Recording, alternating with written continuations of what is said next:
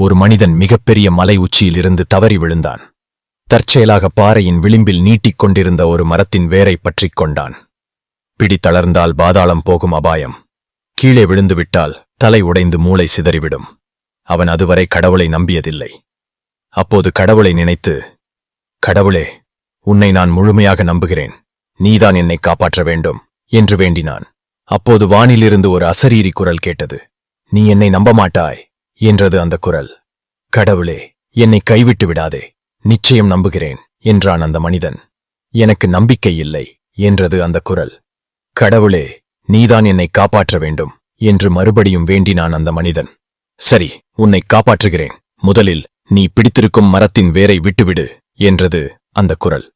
வேரை விட்டுவிட்டால் கீழே விழுந்து இறந்து விடுவேனே என்று கதறினான் அவன். அதன்பின் வானத்தில் குரல் எதுவும் கேட்கவில்லை. வாழ்க்கையிலும் இப்படிதான், நம்பிக்கைக்கு உரியவர்களை நம்பித்தான் ஆக வேண்டும். யாரையுமே நம்பாவிட்டால் நமக்கு வரும் நல்ல வாய்ப்புகளும் கை நழுவிப் போய்விடும்.